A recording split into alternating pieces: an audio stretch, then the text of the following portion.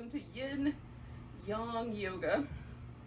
There's a prickly sticker inside of my blanket. Anyway, we're gonna start with the Yin and a butterfly pose, so a reclining butterfly. So I'm gonna take this pillow and put it under my upper back so that I'm sort of elevated, and it'll give me a little bit like almost like a fish pose, kind of chest opener, back bend. But I'm also going to use this blanket to fill in the space underneath my knees. Now, how much props you use versus don't use is really personal. If you like to support your body parts that are not touching the ground, I highly recommend it. But you can also, if it's not obnoxious, you can leave things kind of floating. With Yin, what we're going for is there's sensation present. I can feel what I might call a stretch or stress or a little bit of pressure, compression, depending on the area of the body. You could use any of those words. But it doesn't feel intense to the point of that my body, my nervous system tries to support me or pull me away from that. So your body doesn't tense up, the muscles don't tense to try to hold you there. You want to be able to get into a shape, feel the sensation, but also completely relax around it. And so that's the edge, is what it's referred to as in the common parlance of Yin Yoga. So we're looking for the spot where we feel the sensation, but we can relax into it. And then the rest of the practice, because it is so slow, we just get into a shape, find the just right spot, add props as you like to support your body right there. And then we just stay a while, try to be as relaxed and still as possible. Still without holding still, right? The just default setting is stillness. Of course, the breath is coming and going, so that's always there to notice and pay attention to. And then the rest is sort of meditative. So you can do the things with your mind that you habitually do, which in my case is like making lists and planning for the future, imagining the future, all completely unbound by reality, right? Just total, just fantasy world. Generally only 3 themes.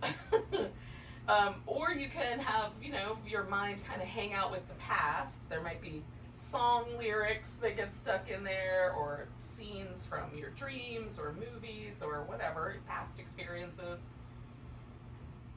Oh, sometimes something will happen, you're not quite settled, maybe there's a little bit of problem solving, your mind will just loop over and over and over again around some one particular notion. So that's what the mind does habitually. That's its job, is to habitually travel the same pathways over and over and over again. But we can decide that we're not going to hang out with that. It can go on in the background like the TV if you turn it on and go do something else. And instead we can focus on the moment that we're in, noticing the body, noticing the environment around us, noticing the breath that's coming and going. And that creates an opportunity for us to meditate while we're doing these different yoga postures. Now, the same thing will be true of the flowing sequence that happens closer to the end of class, but that moves a little bit more quickly, and so it's less likely that we'll mind trip quite as much. All right, so all of that crazy lengthy explanation, we're going to stay with this guy for about 45 more seconds or so.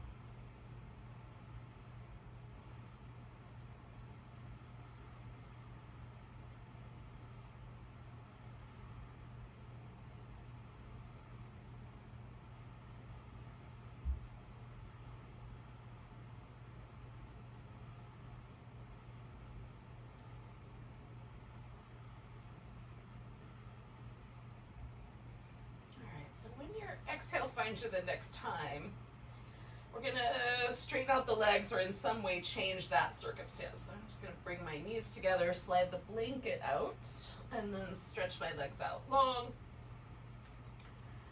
Before I take this pillow out from underneath me, I'm gonna give myself a chance just to sort of stretch over it and then roll to the side and pull it out.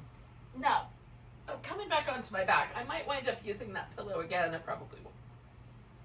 So I always try to keep my props within arm's reach so that if I want something, it's not very far to get it, right?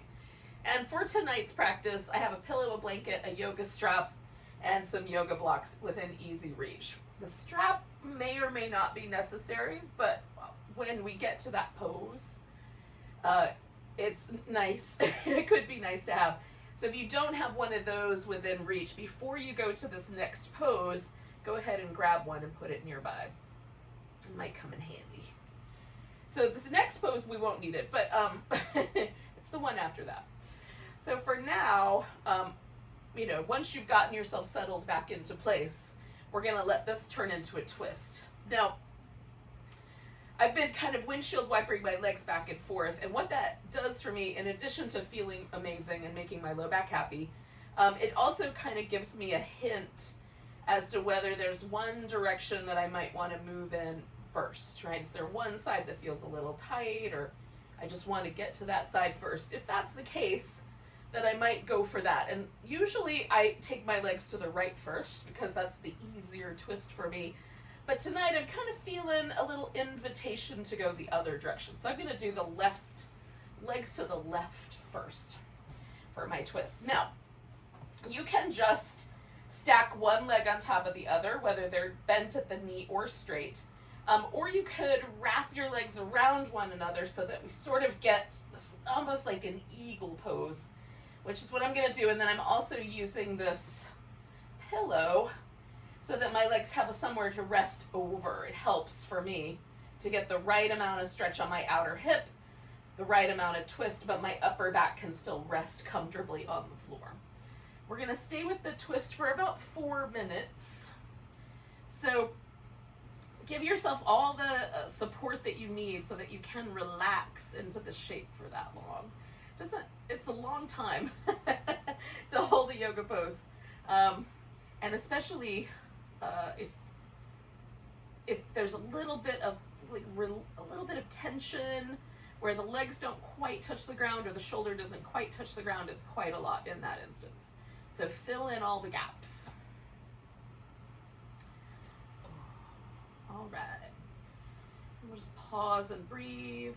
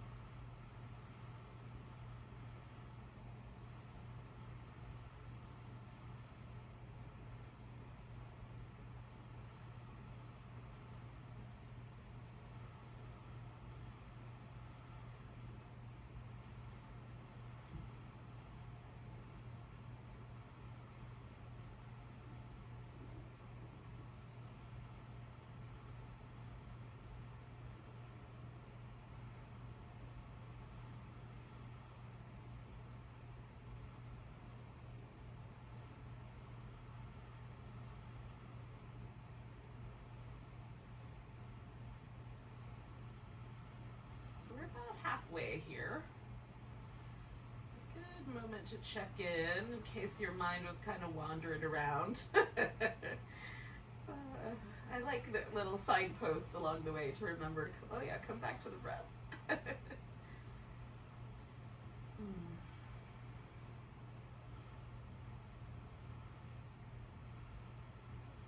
It's also an opportunity for me to just check in and see, am I carrying any tension anywhere that I hadn't noticed? And there's just like the tiniest little bit of tension I was holding in my outer hip, where it's almost like I was trying to squeeze my top leg into my bottom leg. So I'm letting that relax and seeing if gravity will hold it there. Sometimes the nervous system doesn't quite feel like there's enough structure there, so it will signal the muscle to hold on. So I'm trying to see if I can let that go. So far, so good. We'll stay for just shy of another minute.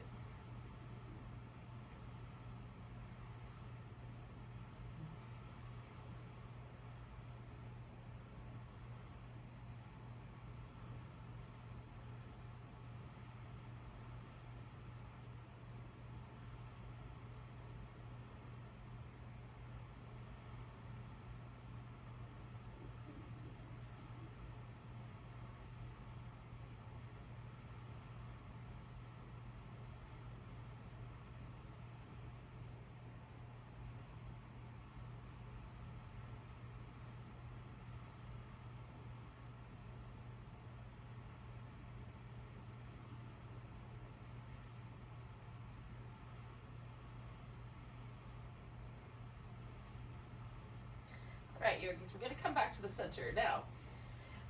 Essentially, I'm just going to put one foot on the ground and just return, and then I'm going to unwind the twist in my legs as well.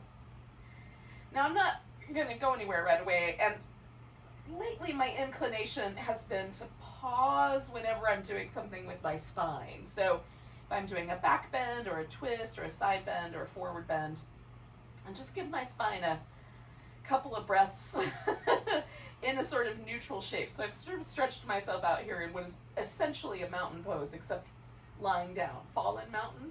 I can't decide what to call it. Sleeping mountain? Fallen mountain? I mean, technically corpse pose, but sleeping mountain sounds so much cooler. Tell me later what you guys think. In any case, I'm just kind of hanging out with that. Now, initially the sensation is a little wonky, and then now that things are settling, my right leg feels a little longer than my left leg. The right side of my waist feels like it's actually closer to the ground. Feels like I could fit a little more, like a little more fluffiness underneath my left side waist than my right side waist. So there's a little difference there. Now I'm going to put my feet on the floor, so I'm able to do these little windshield wipers again. You could always bring your knees into your chest as well. That's a really nice option for movement. And then if there's other movements that you want to do, you can do your thing. I try to keep it fairly mellow during the yin portion of the practice, so that I am embodying that sort of still quietness throughout. Okay, so I'm checking in, can my spine do this twist going the other way? Now I always like to leave at least a minute in between a long held twist, so that the fluid in my discs that live between the vertebrae has a chance to redistribute. The way that we actually get the vertebrae to twist is that the discs in our back push fluid around so that it can collapse the cell walls on some sides and fluff them out on other sides, so that the spine actually moves. So when we're done with a twist that we've held for 4 minutes or so, the fluid has been hanging out in a new way. So I always give it time to redistribute. And again, so I noticed last time I was like there was a little bit of extra activity in my outer hip. So on this side, I'm trying to make sure that my legs are structured in such a way that there's no inclination for my nervous system to have to try to turn the muscle on to hold me here. I just want gravity to hold me, do all the work.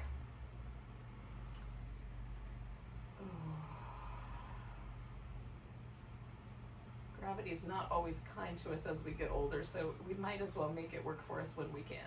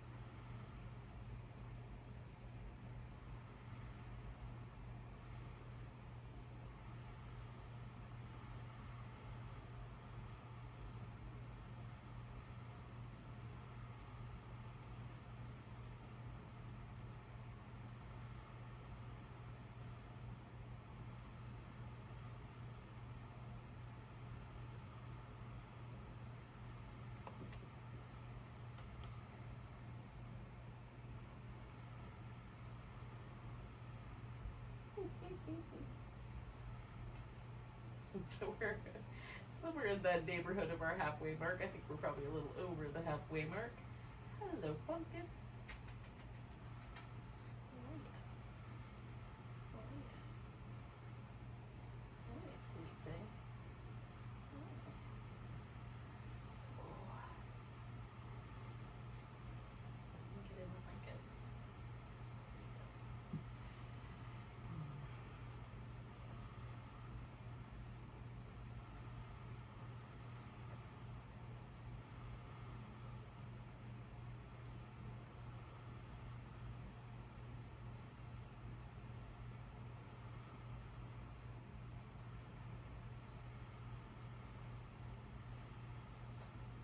Stay for just shy of another minute, yogis.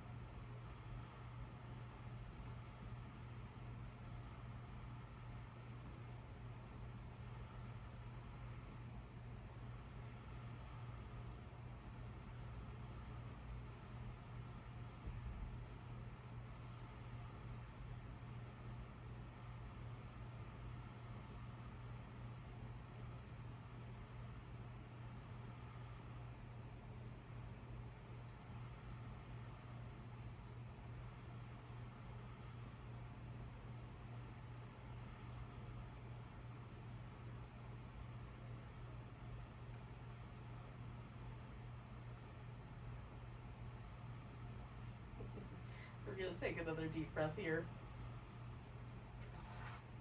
And then we'll come on back to the center. And again, I'm just going to kind of slide one foot on the ground and then roll my spine out of this twist.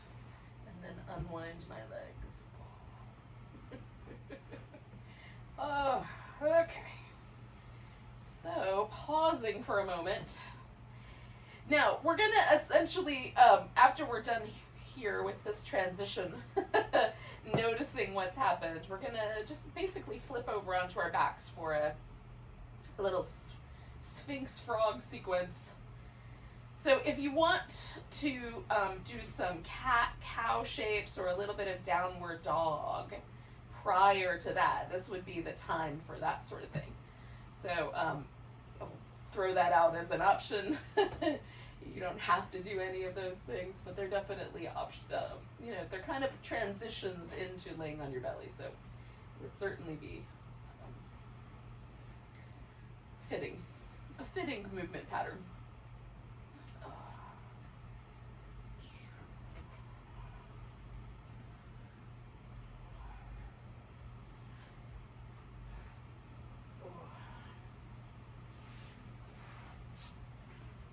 Now, this is the part of the sequence, where the strap might come in handy. And really you have a bunch of choices. So if you're still moving, carry on. I'm just going to kind of explain what we're up to in this next couple of poses. So this is a Sphinx where I'm propped up on my elbows, but you don't have to keep this part. You can, I recommend checking it out, kind of checking in with your low back, seeing how it goes. You may decide instead to do more of a crocodile shape where you sort of stack your arms up and lower down. I'm going to do sort of a hybrid of that where I take a pillow and then a crocodile shape, so it's sort of halfway between the Sphinx and the crocodile. So that's what I'm going to do with my upper body to create kind of the back bendy shape. And then we're going to do a frog pose, and there's two frog options. One comes from the yin world, one comes from the ashtanga world. Now in the yin world, you take the legs out like little frog flippers, and normally if you were going to do a full frog, you would do both sides at the same time, but basically the legs just go out to the side like a little frog. And if you do both hips at the same time, generally it's quite intense. So one leg at a time is kind of nice. The Ashtanga version of the frog pose is to reach back, grab the feet, and pull them down towards the hip. So if you do that version, it's sort of like the bow pose, but with the feet coming down instead of pulling away from the hips. So that's quite an intense version. It doesn't usually lend itself to hanging out in for a long period of time. So the way that I've come up with kind of a hybrid of those two is to use a strap to hold onto the foot. And that just gives me a little bit more kindness around my knee joint. Now you could do this without the strap and just hold your foot, but I'm going to do one leg in each of those configurations. So I'm going to put the strap around the right foot, and I'm going to hold it over my shoulder so that I can add onto that as I need, kind of hold onto the strap. Then the other foot, the other leg, I'm going to take out into the prune frog, so out into the side, and then I'm going to use the pillow to kind of hold my upper body in that little crocodile. And as I pull my foot towards my buttock, I just stop when I feel the sensation on the top of my thigh. And then I'm just going to pause there, try to settle in, let the hips get nice and heavy. See if I feel a little bit of stretch in my quadricep on the right side, the one I'm holding on with the strap. And then on the other side, it's different. It's more centered in the hip and the inner thigh. So there's a difference on either side, but they're both really nice. Now you can also choose to only do one of these two and leave the other leg in a neutral position. All right, so we're gonna hang here for about 4 minutes, and then we'll do the other side, same amount of time.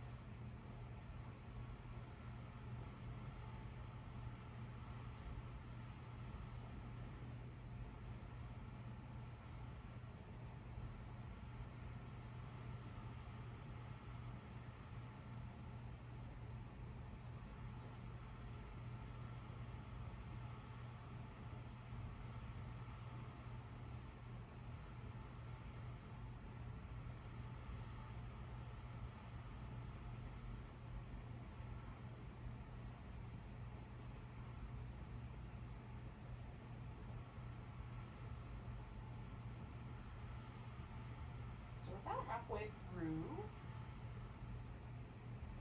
Checking in with yourself and seeing if you still like the choices that you made. Mine is just getting better and better, and I don't have to add on to it at all. It's just a really lovely, the longer I stay, the more I feel myself relaxing, especially this kind of 2-minute mark. Between 2 and 3 minutes for me is where everything really starts to shift into a much softer, much more relaxed place. And then we have 1 more minute after that to kind of hang. That's how I look at it. It's like a treat. But you could, once you kind of, like at this point, we have, 1 minute left to go. If you feel like it would be better for you to move around for a minute, you could leave the pose and do that.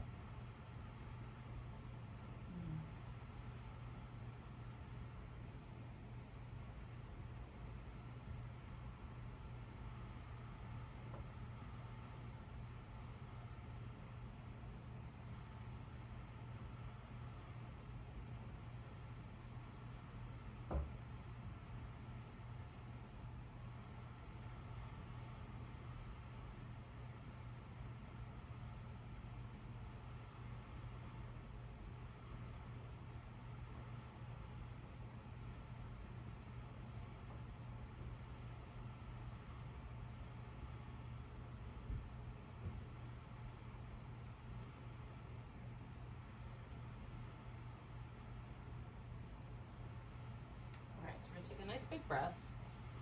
And I'm going to do this, the leg that I'm holding with the strap, that's the first one I'm letting go. So I'm just really slowly straighten that guy out. And then I'm going to lean in my right side, kind of roll onto my right side and stretch my left leg out straight. Now, I'm going to slip the strap off my foot. Sometimes I can successfully just exchange the foot, but not usually.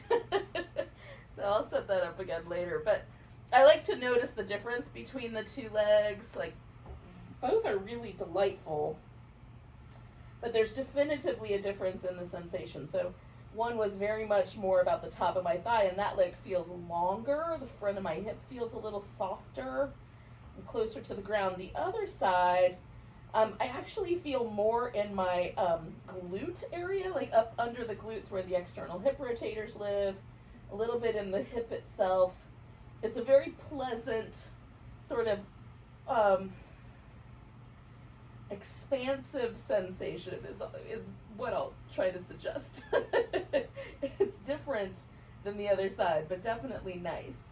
So hopefully it's pleasant for you. Now, if when you come out of a pose instead, it's not pleasant, then when you do your other side, do it less aggressively. A little bit more room for softness to occur.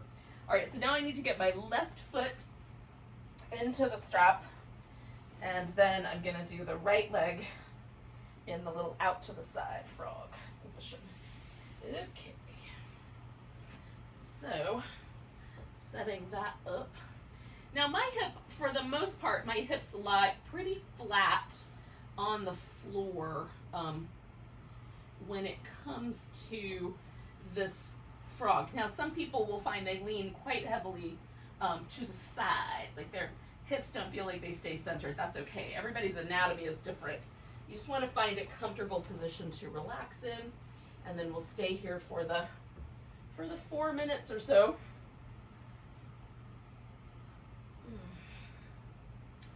Again, take the first minute to kind of get it settled in, to figure out how much is the right amount of sensation. Do you need to add any padding? Is it better if your toes are pointed out to the side or straight back? That's the right configuration.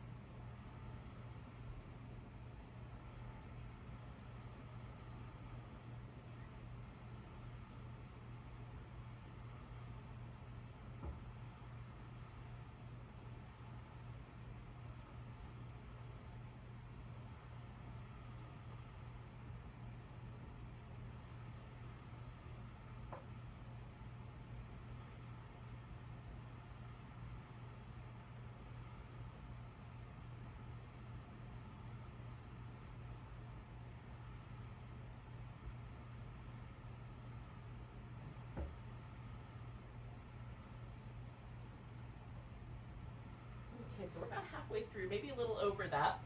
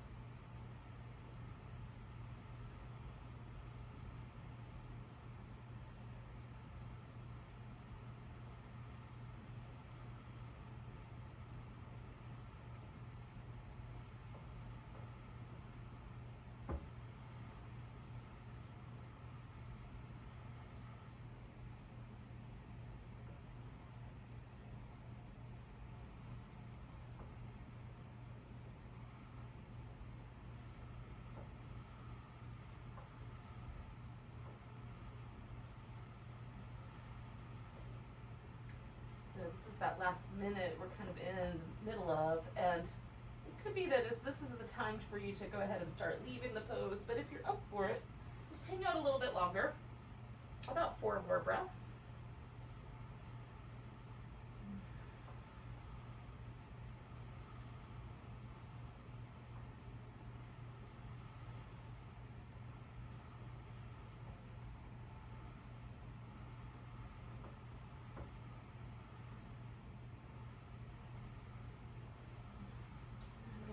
Gently just release this leg that's in the strap first.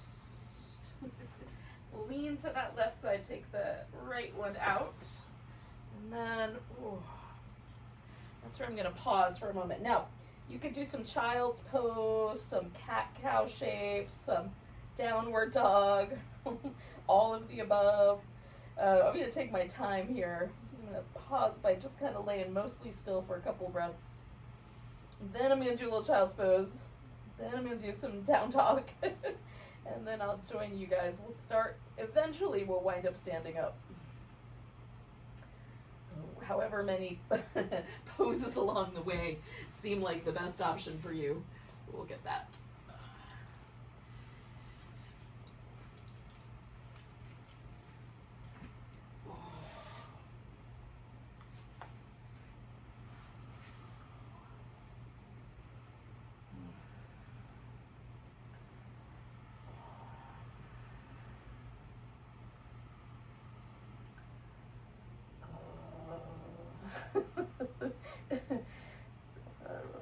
This is a pose that sometimes I dislike, but right now I feel like I could just morph into for the rest of the night.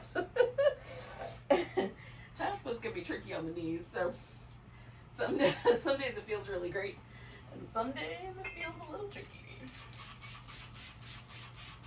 If you have sensitive knees, anyway.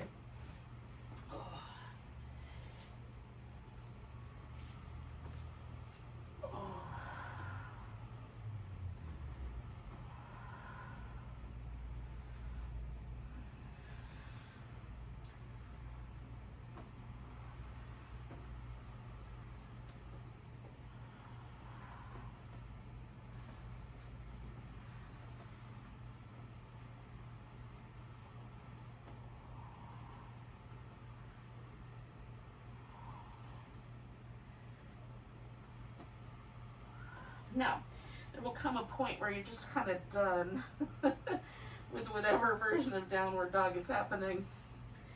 And then you can just wander yourself together and hang out here for a moment, because this forward bend feels kind of nice. And then when you're ready, you come all the way up to standing. Oh. And again, take whatever transition time you need. If you need a little more time, take more time. So, moving from the yin to the yang is an interesting transition. Yeah? The yin invites us to go really deeply into ourselves, to settle in, take some time to slow down. And often for me, that's a nice thing to do at the end of a day where maybe my mind especially, or my body, or both, has been really, really busy. It feels nice to sort of slow down and pause and be present. And then the yang portion of the class is just more movement in the body. So we're gonna kind of, yang is the active principle. So we'll do some things that move us. Now we're gonna keep this relatively wrist friendly. I'm not gonna do any sun salutations or planks or any of those kind of poses, but I will give you a little opening if you want to include them in your own practice. Right on? So now let's establish some landmarks. This side of my mat that I'm standing on and I'm pointing at with my torso, my face, my belly button, this is now the top of the mat or the front of the mat. I will use those terms interchangeably. And then the section of the mat that's directly behind me, that's going to be the back of the mat or the bottom of the mat. And so, like, establish those landmarks for yourself. Because I might say things like turn your feet towards the front of the mat, turn your feet towards the back of the mat, or the top or the bottom, and or the side, that's the space in between. That will give us some consistent landmarks, so you'll always kind of wind up in the same place. And whatever we do on the back edge of the mat, we're gonna have already done on the front edge of the mat. So there will be a kind of, hopefully a kind of memory of what those poses were. All right, so start by just feeling your mountain pose. Stand up tall, feel where the weight distributes in the feet. We just did a interesting yin practice that was hips and spine, and my legs are longer than my torso, but I would swear to you, because of the sensation involved in my body right now, that my torso is about 4 times as long as it normally is. I just feel very tall from about my hip to my shoulder, and that's just the sensation left over by the back bends, but it's kind of cool. So we're gonna take a nice big breath, reach the arms overhead. If you could have room to sweep out, you can do that. And then we're gonna grab this right wrist, give it a little stretch over to the left. Coming back to the center, center all of your weight on your right leg. Pick your left foot up, bring it to a tree. Take a nice deep breath here. And then we're gonna pick the left leg up, step back into a warrior one.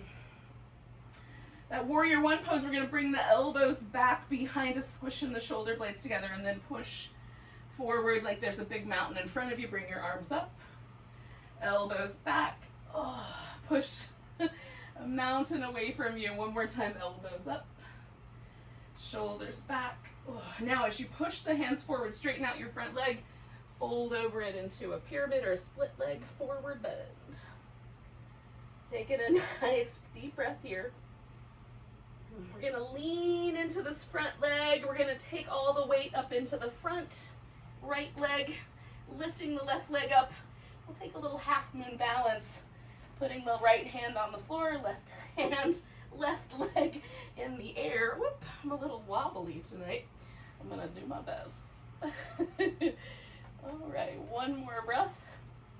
And then I'm gonna bring my left leg in and put it on the floor, come up halfway. Exhale, fold. Come all the way up to standing, nice big stretch. Find that mountain pose. Notice if there's any differences now on the right side or the left side. Nice big inhale, arms reach up. Grabbing the left wrist, stretching over to the right. Coming back, centering all the weight on that left leg, right leg makes a tree pose. Nice big breath. And we'll pick that right leg up, step back to warrior one, settle in, elbows come back, push the shoulder blades together, and then push the hands out in front of you like you're pushing away a mountain. Arms up, elbows back, push away, arms up, elbows back, push away. And then we're gonna straighten out the front leg and fold.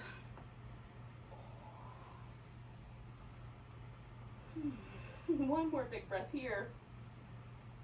And then leaning into this front leg, taking our half moon balance.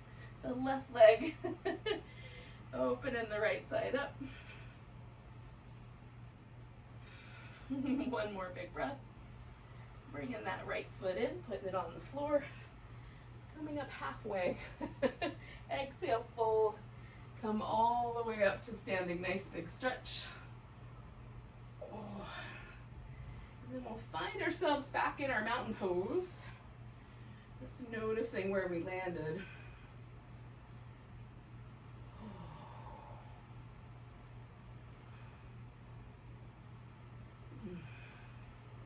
My torso is starting to become smaller again.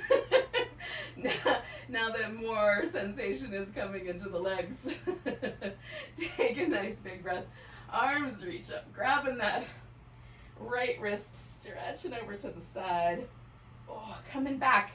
Now I'm gonna take my left leg and just bring the knee up. If you wanted to, you could reach down and grab hold of that big toe. And then we're gonna step back into warrior two. All right. Once I've established where my hips are gonna go, I'm gonna come on back to reverse warrior and then over to a side angle. Taking a big breath, and then as I exhale, I'm gonna transition, and then I'll take a big breath in that pose, and then transition on the exhale. Take a big breath, and transition to the other side.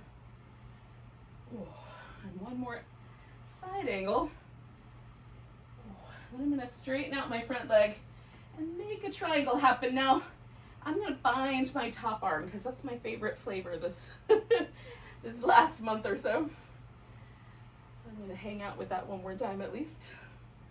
But you can have your arm up in the air if you like, in a more traditional triangle place. Oh.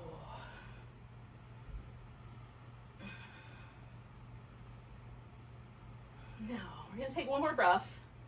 And this is where you could, if you wanted to, you can sneak in a sun salutation. So you put your hands on the floor and kind of spin everything towards the front of the mat.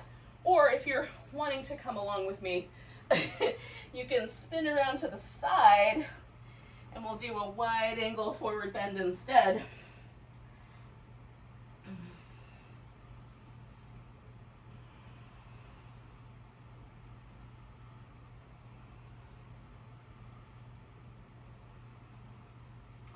Now, those of you that went for the sun salutation, or any, you're gonna lift your right leg up and step it forward.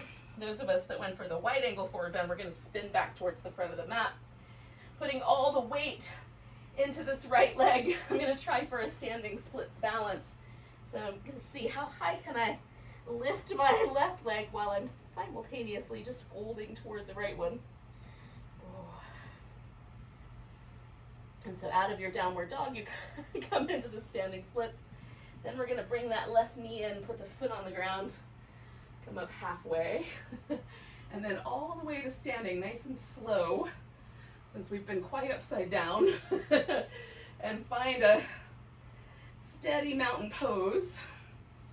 And just notice where you landed. Is there a difference in the shoulder girdle, the spine, the sides of the waist, the hip or the legs on one side or the other? Nice big breath, arms reach up, grabbing the left wrist, giving a little stretch over to the right. Coming back, the weight's on the left leg, we're just gonna pick the right leg up for a moment. And then one more breath, step it back into our warrior two. We'll add those reverse warrior, side angle, flow. It feels so nice. It's good to stretch the sides of the body out. Oh, it feels nice. I'm gonna do one more of those. Reverse and a side angle, and then coming back to my warrior two and adjusting so that I'm in my triangle pose from here.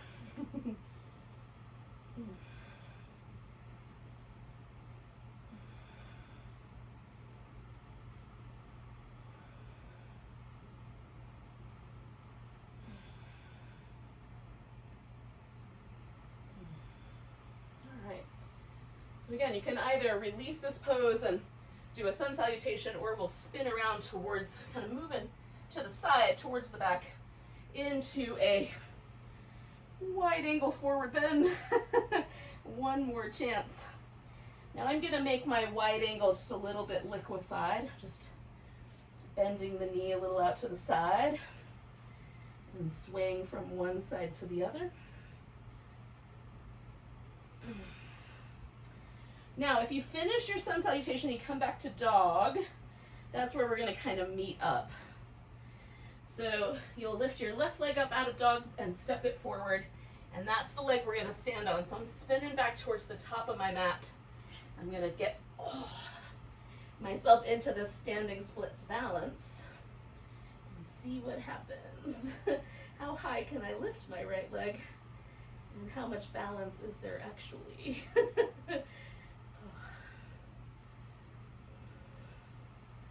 My left knee wants to be bent a little bit, so I'm letting that happen and then reaching that right leg back up. And then I'm going to pull the right knee in, put my foot on the ground, come up halfway, and then all the way to standing. Whew. Give that a nice big stretch. All right, last mountain pose of tonight's sequence, just checking in. I'm always surprised at how much more sort of alive and at ease I feel after some standing pose sequence. It's just really nice. Now I'm going to go to down dog, then to child's pose, and then transition to a seated position.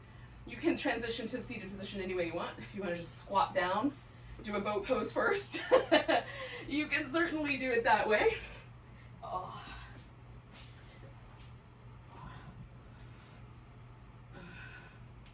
I don't want to deny anybody a boat pose if it's their favorite. For me right now, child's pose is where it's at.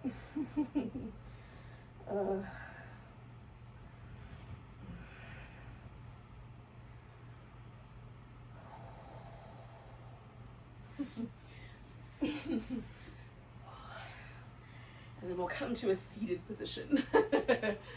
So we're going to do a balancing pranayama.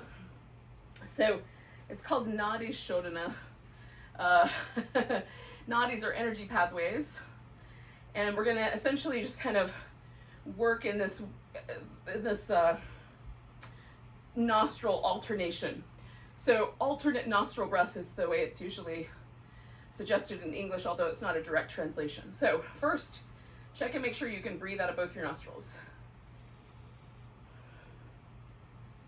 All right, both my air passages are pretty open. Last night I could breathe out of my left one, but my right one was really, wasn't completely blocked, but it was pretty close. So if you have a nostril that's not completely open, you're not gonna close the other one all the way off.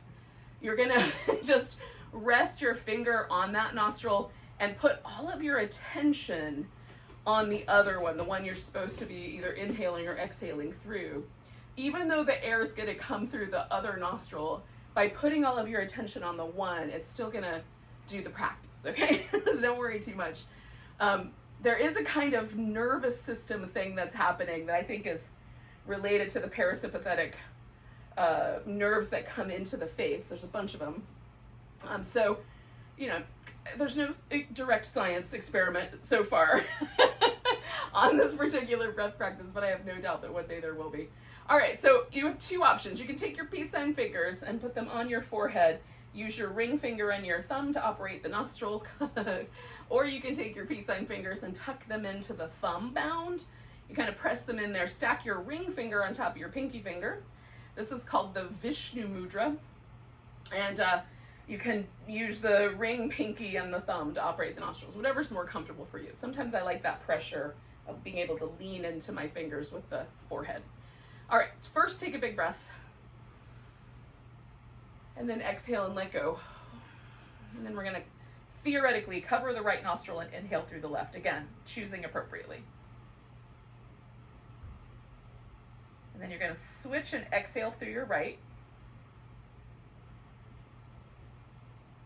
So maybe I can't completely cover my nostrils. I just pay attention, inhale through the right. And pay attention to the left now as you exhale. Inhale left. Switch nostrils to exhale. Inhale. Switch nostrils to exhale. Inhale. Switch nostrils to exhale. Now, keep going with the practice, always switching when it's time to exhale. Try not to strain, just let your breath come at whatever pace it comes. But keep going for about another minute. If you get breathless, just stop and breathe normally.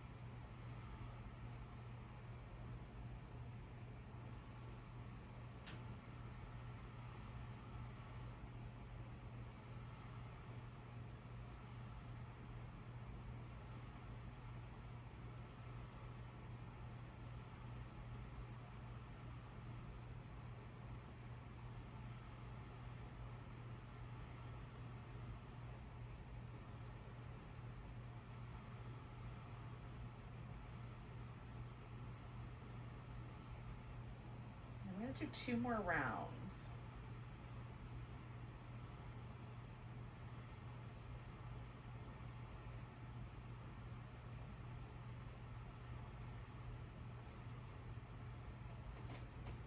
So the next time I exhale through my left nostril, I'm going to pause and just breathe normally.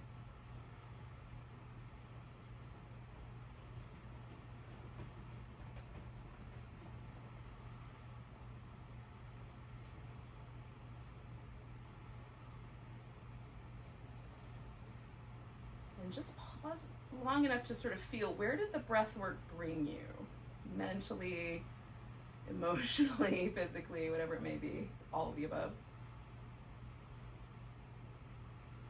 This is thought to be a way to sort of create balance and a little sense of peacefulness or calm. Notice if that's true for you. It's definitely better if you don't have to struggle with the breath itself. I find sometimes the first time I do any breath practice, there's a little bit of awkwardness. So that can create a little bit of a rift, but after a while it gets really delightful.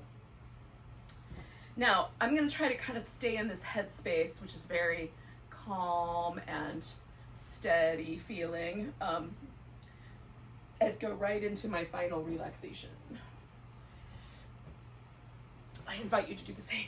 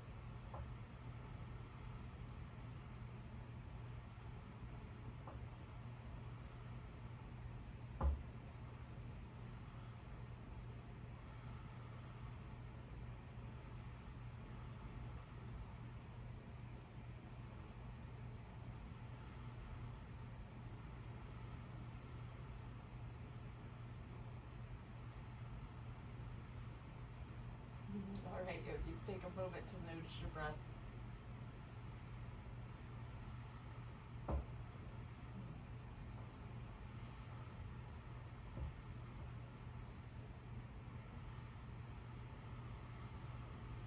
Take a nice big breath, maybe all the way down to the tiptoes.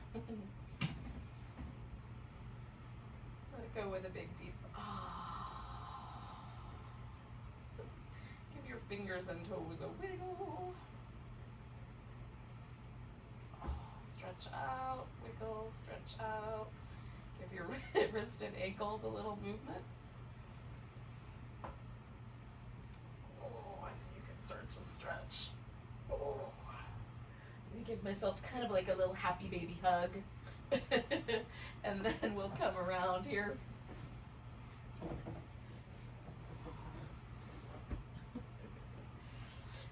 Oh. So thank you for joining me for some yin yang yoga.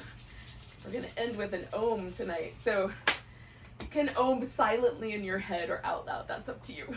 A nice big breath.